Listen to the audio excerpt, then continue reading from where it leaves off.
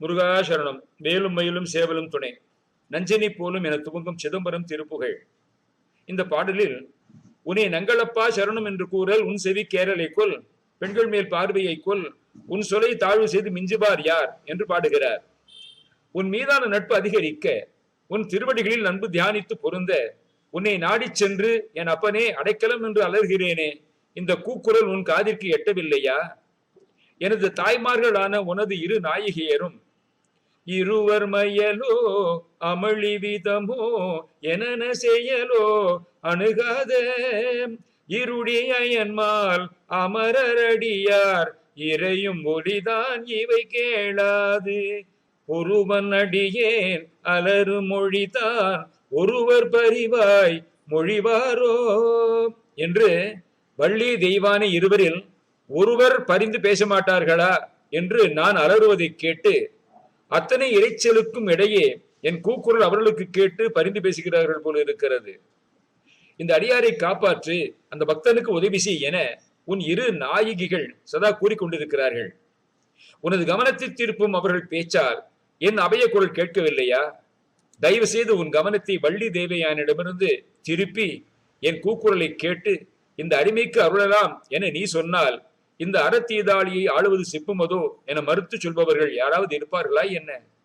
என்னை காப்பது உனக்கே வாரம், உன்னை விட்டால் எனக்கு யார் கதி?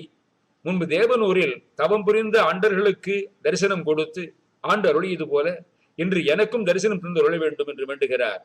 கல்யாண வசந்தம் ராகத்தில் கண்டசாப்பு தாளத்தில் பாடுபவர் திருச்செங்கோடு சுப்பிரபாதம் சிவஸ்ரீ TM சுந்தரம் சிவாச்சாரியார் அவர்கள். முருகா சரணம்.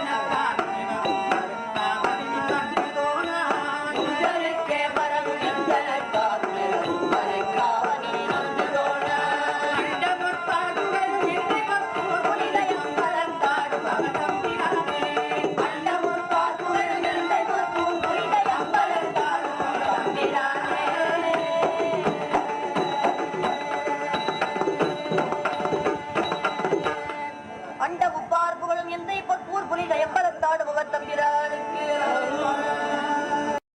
முருகாசரணம். நஞ்சினை போலும் சிதம்பரம் திருப்புகழ் பாடலை கேட்டோம். விளக்க உரையை பார்ப்போம். நஞ்சினை போலும் மன வஞ்சக கோளர்களை நம்புதல் தீது. கொடிய விஷத்தை போல மனத்திலே வஞ்சம் கொண்டவர்களை நம்புவது தீமையை விளைவிக்கும். விடம் உண்டாரை மட்டுமே கொள்ளும் தன்மை உடையது. உள்ளத்தில் விடமுடையவர் கூட்டுறவு உயிரை பாவத்தில் சேர்த்து எழுபிறப்பும் பாட்டி வலிக்கும் தன்மை உடையது. வஞ்சகம் என்பது ஆசை காரணமாக உள்ளத்திலே எழும் ஒரு கள்ள உணர்வு. ஆசை காரணமாக ஒன்றை அடைய வேண்டி அதற்கு உரிய நெறியிலே உண்மையாக முயலாமல் உள்ளத்தில் பொய்யை வைத்து புறத்திலே வேடமிட்டு நடித்து வாழ்தல். வஞ்சகம் என்பது இறைவன் மேல் படரும் சிந்தையை இடையே மாற்றி தனது செயல்களை பற்று காரணமாக பிற இடங்களிலே செலுத்தி நெஞ்சனை வஞ்சித்தல். அபிப்பிராட்டியார் பாம்போடு பழகியல் என்றார் ஆத்திச்சூடியர். இதன் பொருள், பாலை ஊட்டினாலும் விஷத்தையே தரும் பாம்பு போல எத்தனை நன்மை செய்தாலும் அத்தனையும் பெரும் வரை காத்திருந்து விற்று முடிவில் நன்மை செய்தவருக்கே தீமையை நினைக்கின்ற தன்மை உடையவரோடு சேர்ந்து பழக வேண்டாம் என்பதாகும். பழகுதல் என்பது நாளும் சேர்ந்து இருத்தல். எதனோடு யாரோடு யார் ஒருவர் பழகுகின்றாரோ அதற்கு உரிய குணமே அவரிடம் மிகுந்து இருக்கும். நெஞ்சில் வஞ்சம் சிறிதும் இல்லாதவன் இறைவன் ஒருவர்தான். அவரை உள்ளத்திலே வைத்து வழிபடும் அடியவரும் வஞ்சமற்றவரே. இறைவரை நினைந்தால் நெஞ்சில் வஞ்சம் நீங்கும். நெஞ்சில் வஞ்சமில்லா இனம் தரும். அதைத்தான் அபிராமிப்பட்டர் பாடுகிறார். தனம் தரும் கல்வி தரும் என்னும் பாடலிலே நெஞ்சில் வஞ்சமில்லா இனம் தரும் பூங்குழலால் அபிராமி கடை கண்களே என்று. வஞ்சம் என்பது கரவு என்று பொருள்படும். உள்ளத்திலே உள்ள தீமையை வெளிக்காட்டாமல் நல்லவர் போல் நடிப்பது கரவு. வஞ்சமற்ற உள்ளத்தோடு இறைவனது திரு ஐந்தெழுத்தை உறக்க நிலையிலும் விழிப்பு நிலையிலும் போற்றி சொல்லுவாருங்கள். பல வழிகளிலே திரிந்து செல்லும் தன்மையுடைய மனத்தை அவ்வாறு செல்லுவிடாமல் தடுத்து ஒருமுகப்படுத்தி இறைவனையே நினைத்து அவன் திருவடிகளை வாழ்த்தி போற்றிய மார்க்கண்டேயரின் உயிரை அவருக்கு விதிக்கப்பட்ட வாழ்நாள் இறுதியினை கவர வந்த கூற்றுவனை உதைத்து அழித்தன திரு ஐந்தெழுத்தே ஆகும் என்னும் திருஞான சம்பந்தர் அருள் வாக்கு. துஞ்சலும் துஞ்சல் இல்லாத பொழுதினோ நெஞ்சகம் நைந்து நினைமின்னாள் தோறும் வஞ்சகம் அற்று அடி வாழ்த்த வந்த கூற்று அஞ்ச உதைத்தன அஞ்செழுத்துமே. இந்த உண்மையை வஞ்சமனத்தான் படிற்றொழுக்கம் பூதங்கள் ஐந்தும் மகத்தே நகும் என்னும் திருக்குறளால் காட்டினார் சென்னா போதார். எனவே நஞ்சினை போலும் மனத்தினை உடைய வஞ்சகர்களை நம்பினால் தீமையே விளையும் என்கின்றார் அடிகளார். நண்பு உகு அப்பாதம் அதில் அன்பு உற தேடி. நண்பு என்றால் நட்பு, அன்பு, உறவு. உகுதல் என்றால் சுரத்தல், சிந்துதல். அன்பு சுரக்கின்ற திருப்பாதம் இறைவனுடையது. அதை உள்ளன்போடு தேடுதல் வேண்டும். உள்ளத்தில் அன்பு இல்லாமல் அன்பு உடையவர் போல வேடமிட்டு கொண்டு வெற்று கிரியை செய்வதன் மூலம் அவன் திருவடியை காண முடியாது. இதனை விதி மார்க்கத்தில் நின்ற சிவகோசரியாருக்கு அன்பு மார்க்கத்தில் நின்ற கண்ணப்ப நாயனாரின் அருள் செயல்கள் மூலம் காணுமாறு இறைவனை அறிவுறுத்தி இருக்கிறார்.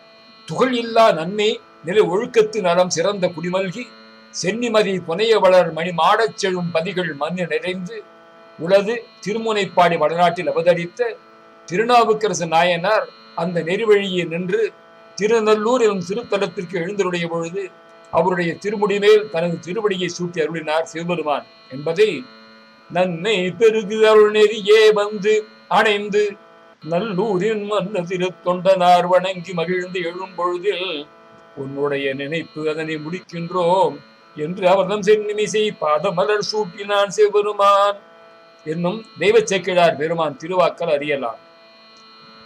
பெண்கள் மேல் பார்வையை கொள்வதற்கு விளக்கத்தை இந்த பதிவின் தொடக்கத்திலேயே பார்த்தோம். உண்பலுக்கே பரமும். பரம் என்றால் பாரம். பாரமும் என்ற சொல் பாடல் சந்தத்தை நோக்கி பரம் என்று வந்தது. அடியேனை தாங்குதல் உமக்கு கடமையாகும் என்கின்றார் அடிகளார். கடனாகும் இது கனமாகும் என்றார் திருத்தணிகை திருப்புகழிலே.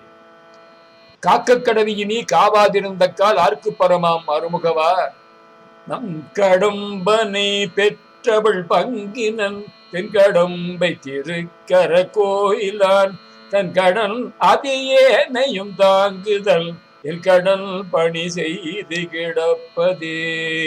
அப்பர் பெருமான் வாக்கு. எந்தனுக்கு ஆர் துணைவர்? உயிருக்கு இறைவனே உண்மையான துணைவர் ஆவார். இதை அறியாத உயிரானது துணை என்று தான் அறிந்ததையே பற்றி நின்று துயருற்று துடித்தது.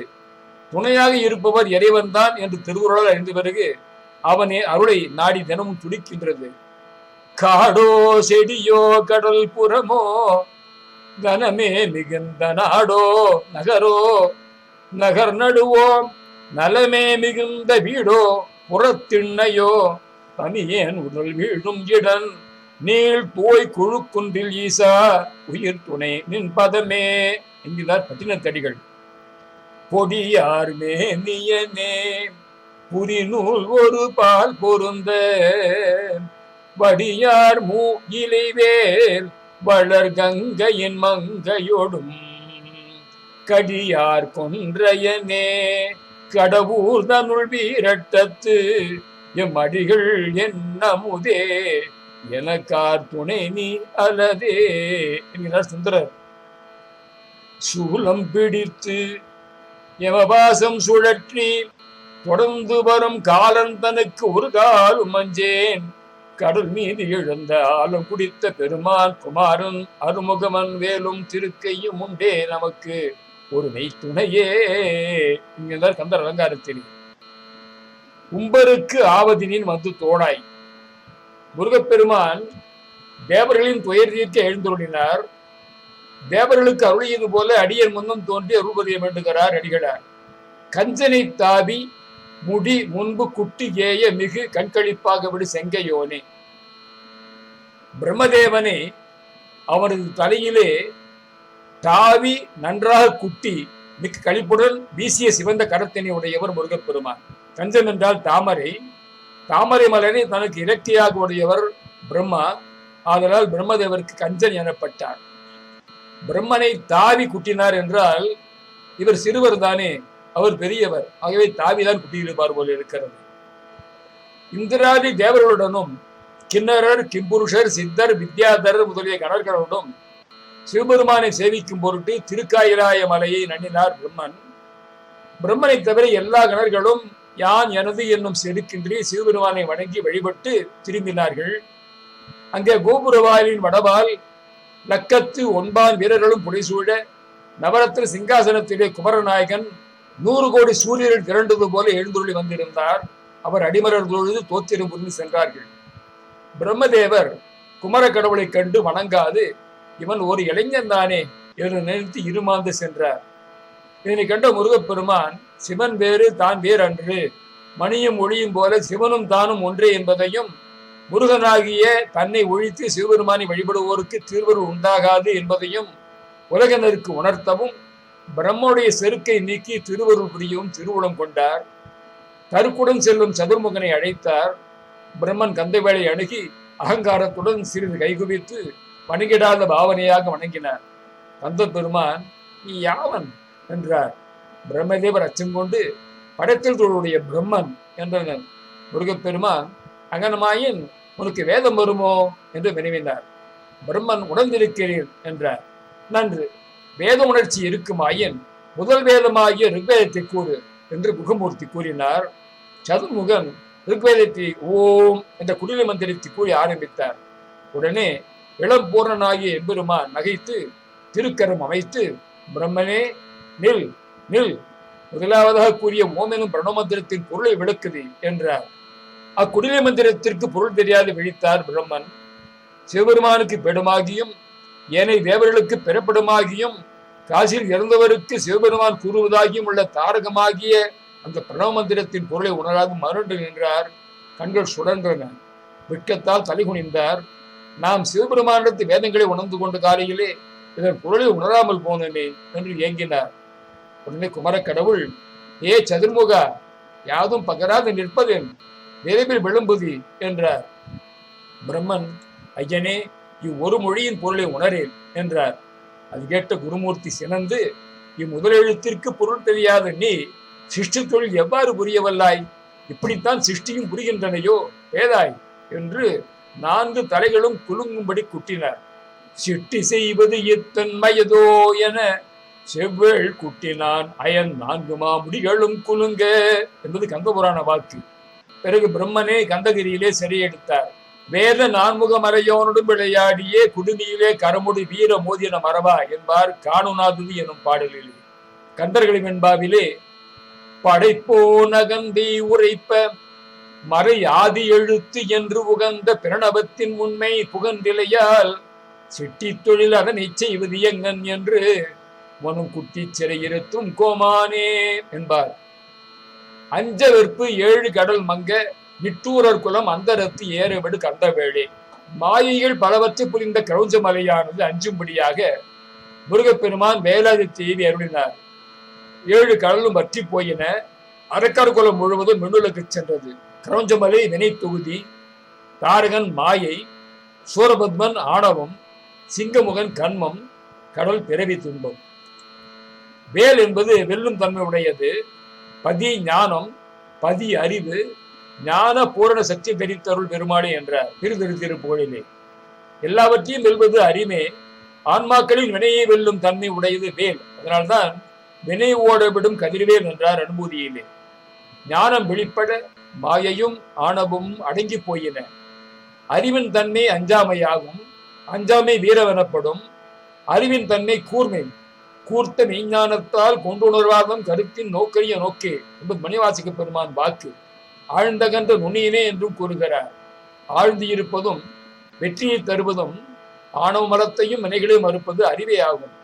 காமம், குரோதம், லோகம், மோகம், மதம், ஆச்சரியம் என்ற 6 பகைகளை அறுப்பதும் அறிவே. அதனால் போர்வேல் எனப்பட்டது.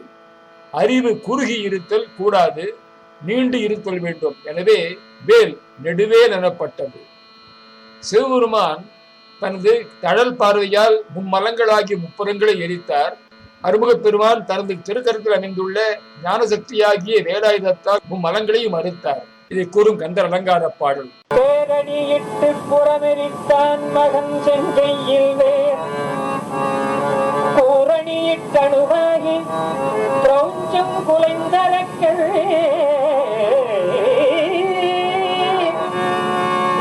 நேரணியிட்டு வளைந்த கடகம் நெளிந்தது பேரணி கட்டது தேவேந்திரலோகம் பிழைத்ததுவே தேவேந்திரலோகம் பிழைத்ததுவே. கருத்துரை. முருகா, அடியேனை தாங்குதல் உமக்கே கடமையாகும். அடியேனுக்கு துணை தேவரீரே. தேவர்களுக்கு அருளியது போல அடியேன் மனம் தோன்றி அருள்புரிக என்பதாகும். முருகாசரணம். முகார்ப்பணமஸ்து.